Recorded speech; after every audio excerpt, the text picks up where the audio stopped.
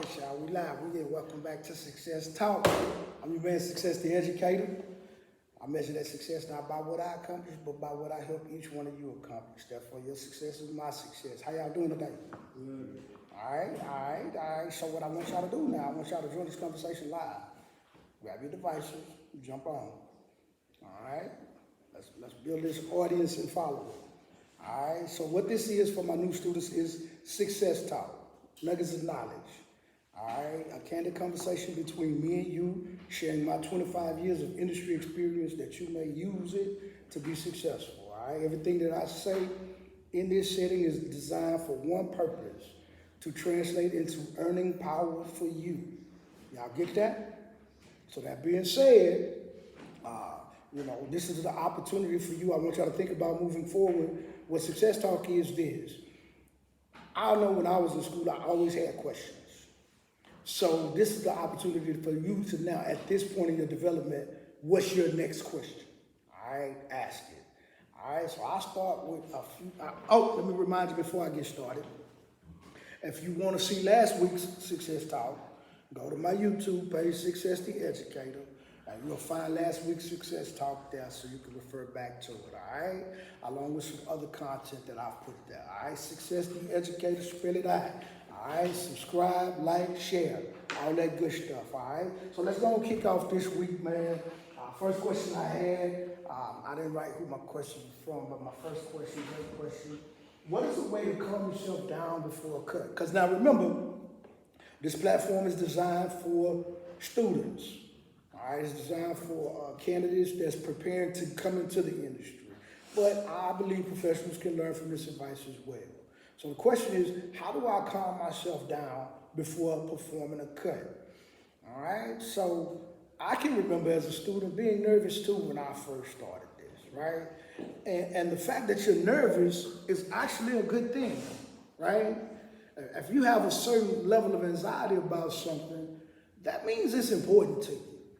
So that's a good thing, right? My advice on calming down is this. Whether you calm down or not, it's not gonna change.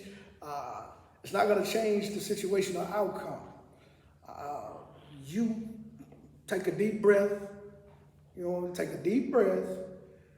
Figure out, hey, I got to get to this end result, and lean on your educator. That's why we're here. If you have an instructor that's not willing to take the time to work with you until you're in a position and have that confidence to complete that cut yourself, well, maybe you need to reevaluate your institution. Now, I know there are schools with a high number of students, but that's part of our responsibility. As your educator, it's my role to help you develop until you reach that level of confidence that you can complete a haircut on your own. My students can tell you, each and every one of you as new starts had never cut. And so it required assistance in the beginning. For example, the first time I assisted, I won't call no names out, first time I assisted you with a cut, you maybe cut what, 30 to 40% of that cut? You're completing your own cuts with confidence now. You see, so it's if you still have that level of anxiety, know this, because I see this in school settings a lot. Students who see other students who are good at cutting, right, they allow themselves to let that student take over, or even the instructor for that matter. You got to get over that. You can't learn with your clippers in somebody else's hand. You're going to have to get the reps in yourself in order to get over that. In order to get over that fear. You got, like Steve Harvey said, you just got to jump. You just got to jump. You may scar yourself up, but you got to jump. You got to trust the process. You got to do the work, and eventually you'll get there. That was a great question. All right. Second question. What qualities should a successful barber possess? What qualities should all successful barbers possess? I'll sum that up in one answer. One word. Professionalism. All right. Every successful person, not just barber, I don't care what your industry is, your level of professionalism is going to determine your level of success. Professional people do business with professional people. Now, here's what my students gotta understand. Creating a professional image does not mean destroying the personal you. You can create a professional image that is on display during shop hours. And then after hours, go back to being you. Who is Success the Educator? Who is Mr. Farrell? Right? Who is Mr. Farrell? Mr. Farrell is a cat out of the south side of H-Town, little neighborhood called Ponte Point. You couldn't be solved, right? I'm still Little Stevie after hours, but Mr. Farrell is the professional that has brought me my success in business. Success the Educator is a professional that has brought me my success in business. So to be successful, create that professional that provides customer experiences that will make individuals want to sit in your chair. And that's how you're successful at this. All right? Y'all digging that? That's your stuff. Next question. Is there a better way to envision without cutting different wave patterns? And when we talk about envisioning, we're talking about seeing our end result before we ever start the cut, right? The ability to do so effectively is only going to come in time of actually cutting. It's not an easy process. When I think envisioning, I think of seeing the finished result from A to Z, exactly what I'm going to do. When a person sits down, I know from A to Z, each step I'm going to perform to get to that end result. That takes time, that takes experience. All right? You guys are students in school. Trust the process. Trust the process. Do the work. Continue to grind. It's like athletes say, there is no off days. There's no off season, right? So when I'm in school, guess what? I'm taking every opportunity I can to cut. I don't go anywhere without my tools. I can be a defender reunion. If Uncle Junior want to cut, he gonna get it. I want every rep I can get. That's only gonna make me better, right? And you're gonna reach that level to where your confidence is gonna explode, and you're gonna be able to finish cuts with confidence, and you'll see as you, experts say it requires about 10,000 hours to master something, right? So that translates into about 5 years worth of full-time service. All right, so look at it from that point. All right, so don't be hard on yourself about the results that you see now. Trust the process, continue to work, and you will see the progress in your results as you continue to work. All right? All right. Next question. What you got, Gordon? How much does it cost to buy a single barber chair? That's a great question. It depends on what kind of chair you want. All right. So what's happening today is they're making chairs that look like old school chairs, but they're not old school chairs. The telltale is that it's a foot pump chair, right? The more bells and whistles they put on it, the more it's gonna cost you. You could get a simple barber chair. Now, know the difference between a barber chair and a styling chair.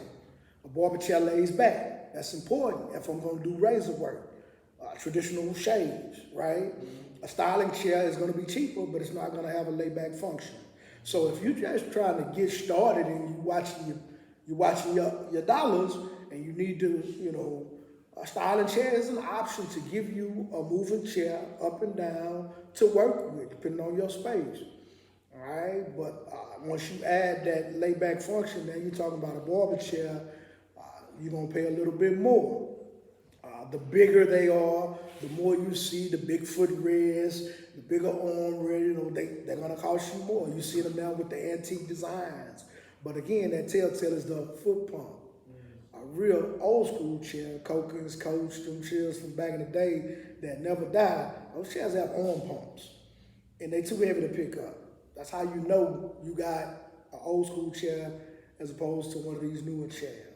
And those chairs could cost you easily into the thousands, depending on the shape that the chair is in, because they don't make them anymore. And if you find one, you found a rare jewel.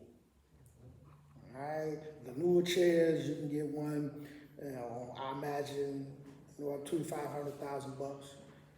Even cheaper for a styling chair. All right. Next question. Nobody? Everybody? Not all at once? That's it? Okay. I guess it is. So no one, because remember, this is for your next question. You have no question from a developmental standpoint. You're not worried about anything. You got it figured out. All right? Y'all better take advantage while y'all got me in this position because I'm growing. I'm not going to be sitting here in front of you for long. So beard trim. So when you beard trim, what do you say do you want to trim down? So do you put a guard on there, or do you just freehand? It's going to be determined by the desired look, the desired result. That answer changes every time. Like say if you want to get it more shape, you want to shape it, let it all be even all the way around. Okay, so just like as you analyze hair on the scalp, you analyze hair on the beard and face. All right, that hair has a wave pattern, it has a density. You're gonna have to comb it and cut it to get the desired look you're going for. Whether you're cutting it freehand, whether you're cutting it freehand. Okay, so I use blades. When I say freehand, I'm always thinking about a blade. I'm not thinking about a guard, but guards are an option as well. Or you can comb it and freehand shear cut it. Remember the cutting techniques at your disposal. They also apply to the beard. I noticed in our lesson today, you had said when sectioning, subsection, you're gonna get more detail in your cut when you Okay. Yeah. elevate. Would that work the same with fading if we let's say instead of making a full 1.5 or a full inch, if we fade shorter way and make it more detailed in that fading, the way that size work? Okay, so if I understand the question, you're asking about cutting from one blade size to the next and the amount of length or the amount of space on the scalp that you transition into with each individual blade. Correct. Right? So the difference will be the more space at each length will create a more progressive blend of fade, whereas the less amount of space in between each blade is going to simulate kind of like the 45-degree angle of cutting, where you're going to have the stacked, layered portion in between the blades. And once you get to the top blade, you're at your weighted area. So the wider each blade range is, the more progressive that fade is. Whereas the less amount of room in between each blade size means that transition happens in a smaller space. You get that? Yes. Anybody else? No? All right. What's the main clippers you should start? What's the main clippers? So for me, with 3 units, you can cut anything. A detachable blade clipper, because I prefer blades. If you're a guard guy, you don't even need those. You just need adjustables. So for me, it's a detachable blade system, an adjustable clipper, and an edger. Shears, straight razor. With those, I can do whatever sits in the chair. All right. Remember, everything that we do can be accomplished multiple ways. I say it all the time, more than one way to get to 2. You can accomplish the same thing with guards that you can with blades. It's a matter of developing the technique that you're comfortable with that gets you the result that you want. That's your art. The elevation, the angles, the characteristics of the hair itself. That's the scientific aspect. That's the same for everybody. How I analyze it to determine my technique or my, what I want to use to get the end result is going to be determined by that analysis. That's the scientific aspect. How I get there, that's my art. You can do that however you want. You can achieve the same thing with clip over comb that you can with finger and shear. which do you prefer to use? You can, same thing with a guard that you can with a blade. So if you got an adjustable unit, guards, trimmers, razor, you can do whatever you want to do. All right? All right? All right, well listen, man, thank y'all for y'all time today. Any more questions before I wrap up? All right, I'll tell you again, get it while you can. I'm evolving. I'm not gonna be sitting in front of you alone. Take advantage of it while you still can. All right, man, this is your man, Success Educator. I love you. There's absolutely nothing you can do about it. Remember, you wanna go back and check this out. Hi to everybody that waved at me here on the live, man. I appreciate you guys' support, love. Also, man, if you out there, you see these, I got the Empty Nesters coming back at you. We're going back live, coming May. I'll drop the date for you. Empty Nesters, I won't get into it here. I'll post it. But it's coming back to you live in May for everybody that's been asking me for the Empty Nesters. All right, the missus says hello. We coming back at you next month, live, Texas 101 Jams. All right. If you want to see this, go to the YouTube page, Success the Educator. Subscribe, like, share, all that good stuff, man. Y'all have a great one. This your man, Success the Educator. All right.